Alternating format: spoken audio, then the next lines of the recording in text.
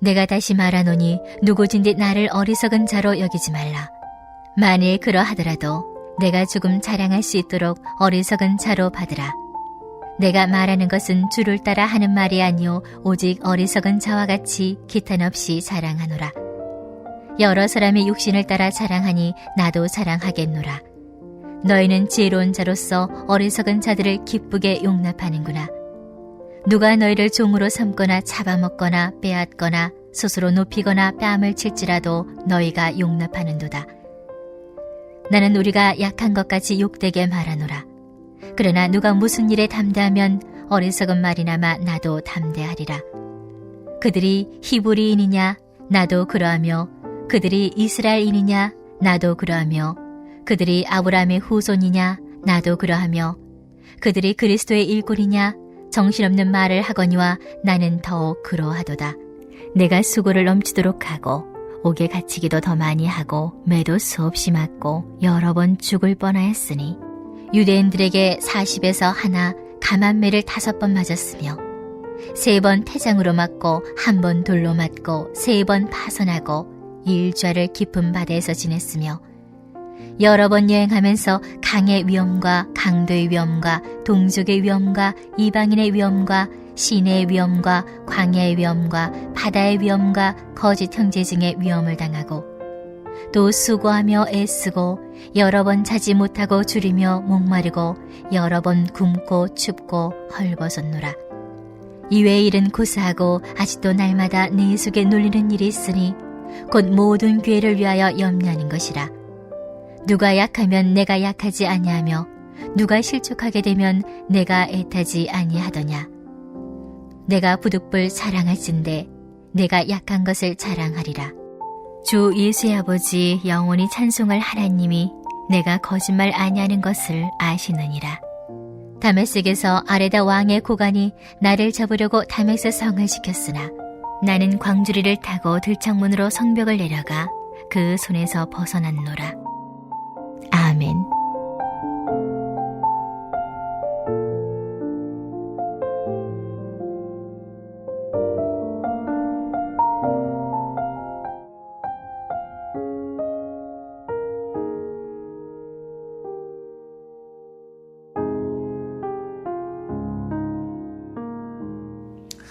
오늘날 사람들이 자기의 자랑을 대놓고 하면 저 사람 좀 못난 것 아닌가, 좀 모자란 것 아닌가 이렇게 생각하지만 사실은 이 사도 바울 시대에는요 자랑하는 것이 일상이었습니다.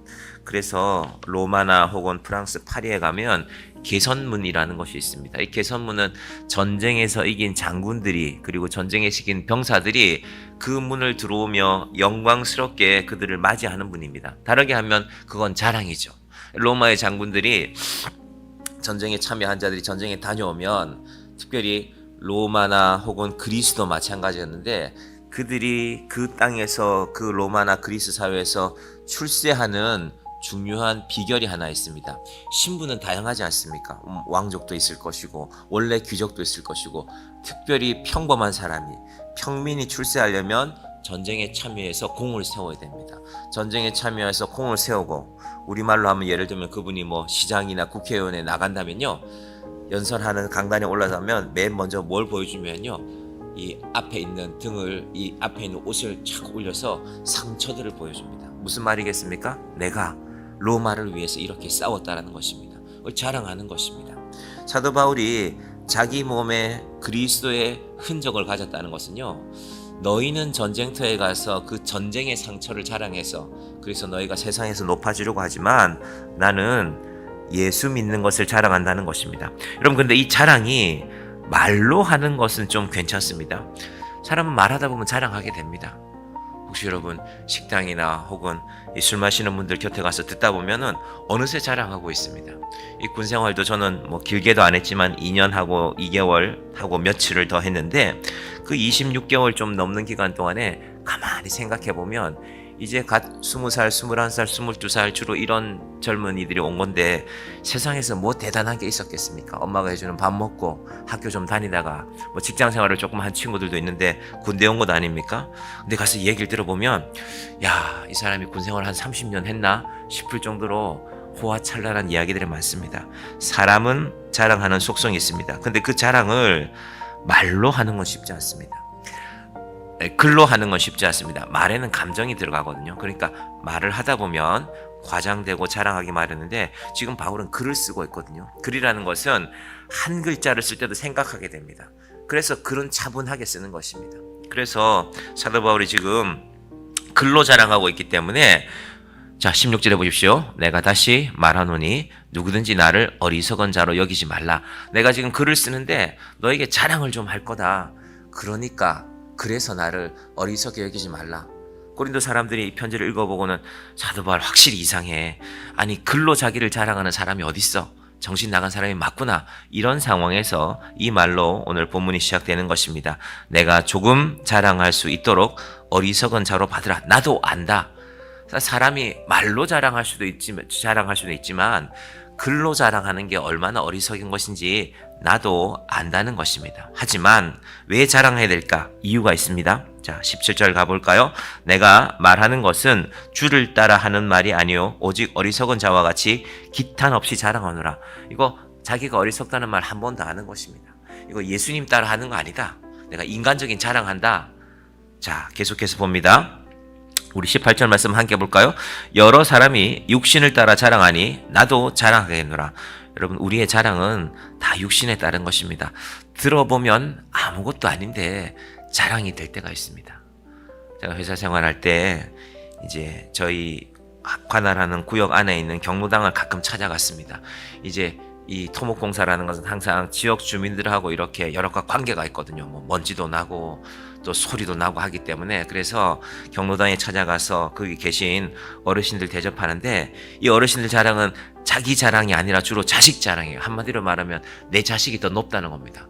무슨 회사를 얘기해요. 우리 아들 회사가 이런 회사다. 어떤 할아버지 자랑이 경부고속도로를 타고 가다 보면은 서울 올라가기 입구에 내 아들이 다니는 회사가 큰 간판이 있다. 이건 그분이 간판이 커야 이제 그분의 회사가 좋다는 자랑이겠죠.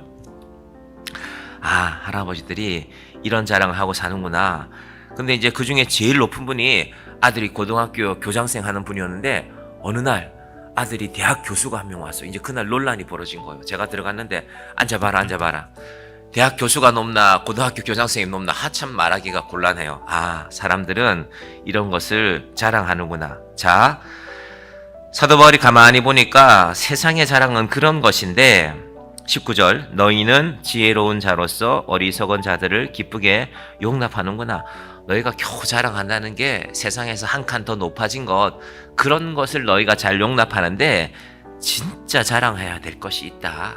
예수 자랑이다. 예수 자랑. 왜 너희들 그 자랑은 하지 않고 엉뚱한 자랑만 하고 있느냐. 지금 너희가 당하는 일이 무슨 일이냐 하면 예루살렘에서 온 사도 바울을 지금 비난하는 사람들, 그 사람 사도도 아냐 하는 그 사람들이 너희를 어떻게 대하는지 아느냐? 너희는 지금 그것도 모르고 그 사람들하고 함께 있다. 20절 내용입니다. 누가 너희를 종으로 삼거나 잡아먹거나 빼앗거나 스스로 높이거나 뺨을 칠지라도 너희가 용납하는구나. 지금 너희가 지금 잡아먹히고 있다. 내가 예수 그리스도의 진리를 전했는데 너희는 지금 고린도에 와서 자기 육신에 자랑하는 사람, 내가 이런 사람 잘 알아. 내가 이런 사람 잘 알아. 여러분 가까이 혹시 내하고 정말 내가 이 사람 국회의원이지만 나하고 정말 편하게 얘기해. 이런 사람 한 명 정도면 자랑할 만하죠. 대한민국의 국회의원이 300명 뿐이 안 되는데. 근데 우리가 이번에 저 국회에서 벌어지는 많은 일들을 보지 않았습니까? 아, 국회란 데가 저런 데구나. 저런 아픔이 있구나. 마음껏 자기 의사도 표현 못하는 그런 아픔이 있는 곳 아닙니까? 여러분 세상 것이 가만히 들여다보면 자랑하는 것들이 결코 자랑이 아닙니다. 지금 이 사람들은 고린도 교인들은 누가 와서 자기들 뺨을 때리고 있는 거거든요. 어리석은 일에 끌어당기고 있는데도 그것이 무엇인지도 모르고 그렇게 당하고 있는 것입니다. 자, 사도 바울이 그래서 정신 차리러 갑니다. 그러면 나도 한번 자랑해 볼까? 나는 무엇을 자랑할까? 21절 나는 우리가 약한 것 같이 욕되게 말하노라. 그러나 누가 무슨 일에 담대하면 어리석은 말이 남아 나도 담대하리라. 예루살렘에 오선 그 사람들이 이것저것 갖고 세상 자랑하면 나는 자랑할 게 없을까? 하면서 이제 자기 자랑을 시작합니다. 자, 22절. 그들이 히브리인이냐? 나도 그러하며. 그들이 이스라엘인이냐? 나도 그러하며. 그들이 아브라함의 후손이냐? 나도 그러하며. 이스라엘에서 온 사람들이, 예루살렘에서 온 사람들이 뭘 자랑했냐면은, 너희가 예수를 믿는 것도 참 중요하지.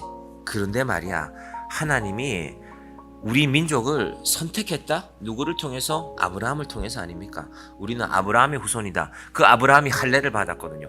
그러니까 지금 예수라는 사람은 다윗의 후손으로서 이 땅에 온 것도 중요하지만 사실은 아브라함의 할례도 받아야지. 믿음의 조상 아니냐? 그 얘기를 지금 하고 있는 것입니다. 그 아브라함의 후손이 이스라엘 사람이고 그 이스라엘 사람들을 히브리인이라고 불렀거든요. 히브리인이라는 말은 이제 출애굽기에 나오는 말인데 팔레스타인에서 온, 사실은 애굽 땅에서 보면 그들은 종이었거든요. 모세 시대, 요셉 시대에는 종이 아니었지만 요셉이 세상을 떠난 후부터 그들은 이제 모세 시대부터는, 모세 당시에는 그들은 종이었지 않습니까? 기껏 해봐야 그들은 종이었는데, 그런데 이스라엘은 이것 하나하나가 다 자랑인 것입니다. 자, 그러면서요, 사도 바울의 자랑이 처음에는 이 사람도 이런 거 자랑하나? 자기 아브라함 후손인 거 자랑하나 하다가요, 예수를 믿는 믿음의 자랑으로 바뀌는데, 이 자랑은요, 약한 것을 자랑하는 것입니다. 23절.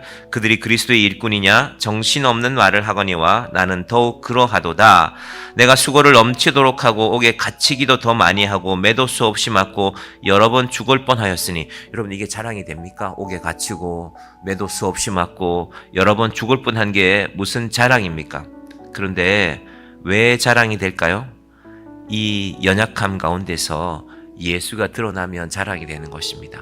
여러분, 새벽에 특히 추운 날 오늘처럼 새벽기도 나오는 거 쉽지 않죠. 근데 제가 문득 생각해 보았습니다. 아침에 이 말씀을 정리하면서, 그래, 예수를 믿으면 이 추운 날, 오늘 아마 대충 이 동네가 영하 한 10도쯤 되는 것 같은데, 이 추운 날 새벽기도 나오는 의미를 알아야지. 설령 날마다 나올 수 없더라도 그래도 내가 오늘은 좀 기도해야 되겠다. 우리 인생에 어떤 변화들이 생기잖아요. 나를 위해서 기도할 일도 있고.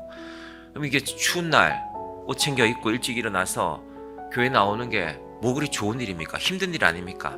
그런데 이 일이 우리의 믿음 안에서는 자랑이 되기를 바랍니다. 누군가는 그럴 수 있죠.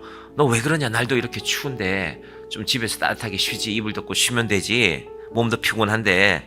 그러나 여러분, 우리가 이 추위 속에서, 약함 속에서 하나님의 은혜를 깨닫는 것입니다. 30절. 내가 부득불 자랑할진대 내가 약한 것을 자랑하리라. 더 여러분이 주일날 또 교인들한테 나는 새벽에 새벽기도 나오는데 넌 새벽기도 안 나오냐, 이런 자랑하라는 게 아니라 하나님 안에서 우리 자신을 돌아보라는 것입니다. 하나님, 내 인생에 연약함이 있습니다. 우리 기도가 연약함 아닙니까? 그런데 하나님, 내가 이거 붙들고 하나님 앞에 기도하고 있습니다.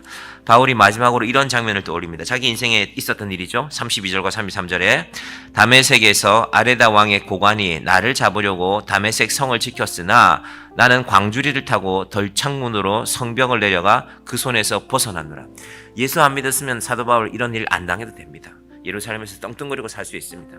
에빌리트로서, 종교 지도자로서, 우리나라로 표현하면은 서울 법대 출신의 아주 좋은 배경을 갖고 있는 사람입니다. 그런데 사도 바울은 내가 이런 일이 있었다. 이때 바울이 나이가 적지 않았습니다. 요즘 말로 하면 연세가 지긋한 노인입니다.